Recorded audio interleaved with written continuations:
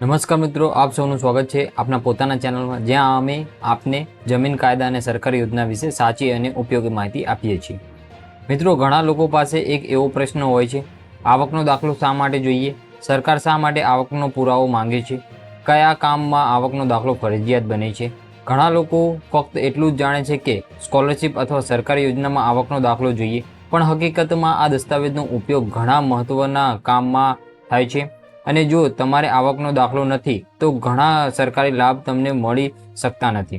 તો આજે આ વિડીયોમાં આપણે સંપૂર્ણ રીતે સમજીશું આવકના દાખલાની જરૂર શા માટે પડે છે, સરકાર આવકનો પુરાવો શા માટે માંગે છે, કયા કામમાં આવકનો દાખલો ફરજિયાત છે, અને જો આવકનો દાખલો ન હોય તો શું થાય. તો મિત્રો, શરૂ કરીએ.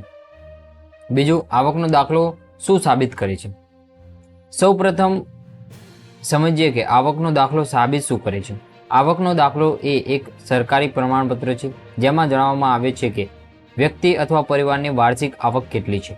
આ પ્રમાણપત્ર સામાન્ય રીતે મામલતદાર કચેરી અથવા તાલુકા કચેરી દ્વારા આપવામાં આવે છે, અને ગુજરાતમાં આ પ્રક્રિયા ડિજિટલ ગુજરાત પોર્ટલ મારફતે પણ ઓનલાઈન થઈ શકે છે.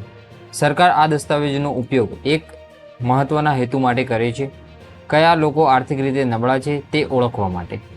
કારણ કે સરકારની ઘણી યોજનાઓ ફક્ત ગરીબ અને મધ્યમ વર્ગ માટે બનાવવામાં આવી છે. ત્રીજું, સરકાર આવકનો દાખલો શા માટે માંગે છે? હવે સૌથી મહત્વનો પ્રશ્ન, સરકાર આવકનો દાખલો શા માટે માંગે છે? મિત્રો, તેના પાછળ એક મહત્વનું કારણ છે. સરકાર દરેક યોજનામાં લોકોની આર્થિક સ્થિતિ પ્રમાણે લાભ આપે છે. ઉદાહરણ તરીકે, જો કોઈ વ્યક્તિની આવક 1 લાખ કે 2 લાખ હોય અને બીજી વ્યક્તિની આવક 10 લાખ હોય તો બંનેને સમાન લાભ આપવો યોગ્ય નથી. એટલે સરકાર કહે છે કે પહેલાં તમારી આવક બતાવો અને પછી અમે નક્કી કરીશું કે તમને કયો લાભ મળે છે. આ માટે આવકનો દાખલો જરૂરી બને છે.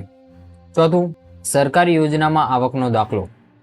મિત્રો, ઘણા લોકો સરકારી યોજનામાં અરજી કરે છે, પણ અરજી કરતી વખતે સરકાર સૌ પહેલાં જે દસ્તાવેજ માંગે છે એમાંનો એક છે આવકનો દાખલો.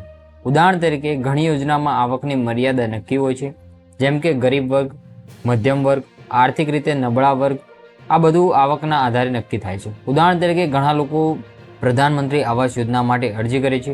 આ યોજનામાં ઘર બનાવવા માટે સહાય મળે છે, પણ એ માટે સરકાર પૂછે છે તમારી આવક કેટલી છે, અને એ સાબિત કરવા માટે આવકનો દાખલો જરૂરી બને છે. પાંચમું, શિક્ષણ ક્ષેત્રમાં આવકનો દાખલો. મિત્રો, વિદ્યાર્થીઓ માટે આવકનો દાખલો ખૂબ જ મહત્વનો છે. જ્યારે વિદ્યાર્થી સ્કોલરશિપ માટે અરજી કરે છે ત્યારે સરકાર પૂછે છે તમારા પરિવારની આવક કેટલી છે. જો આવક ઓછી હોય તો વિદ્યાર્થીઓને મળી શકે છે સ્કોલરશિપ, ફી માફી, હોસ્ટેલ સહાય. ઘણા કોલેજોમાં EWS કેટેગરી માટે પણ આવકનો દાખલો માંગવામાં આવે છે. છઠ્ઠું, બેંક લોન અને સબસિડીમાં ઉપયોગ. આવકનો દાખલો ફક્ત સરકારી યોજનાઓ માટે જ નહીં, ઘણા બેંક કામમાં પણ તેનો ઉપયોગ થાય છે. ઉદાહરણ તરીકે, જો તમે ધંધા માટે અથવા ખેતી માટે લોન લો છો તો બેંક પૂછે છે તમારી આવક કેટલી છે. આથી બેંક નક્કી કરે છે શું તમે લોન પાછી ચૂકવી શકો કે નહીં. સાતમું, કાયદેસર મહત્વ.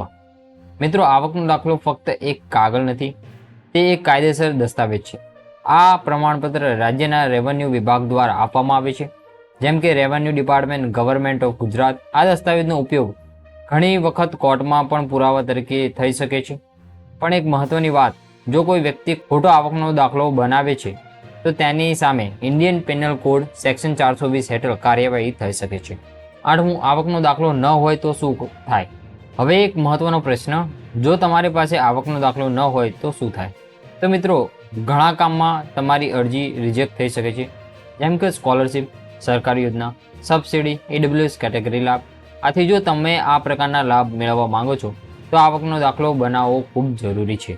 એક ઉદાહરણ તરીકે વાત કરીએ તો ચાલો એક સરળ ઉદાહરણ સમજીએ.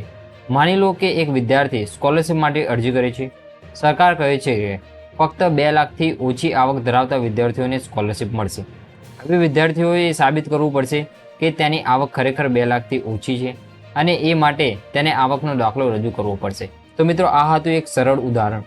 તો મિત્રો, આજે આપણે સમજ્યું આવકના દાખલાની જરૂર શા માટે પડે છે, સરકાર આવકનો પુરાવો શા માટે માંગે છે, કયા કામમાં આવકનો દાખલો જરૂરી છે. આવકનો દાખલો એ તમારી આર્થિક સ્થિતિનો સરકારી પુરાવો છે, અને આજના સમયમાં ઘણા મહત્વના કામ માટે આ દસ્તાવેજ ફરજિયાત બની ગયો છે.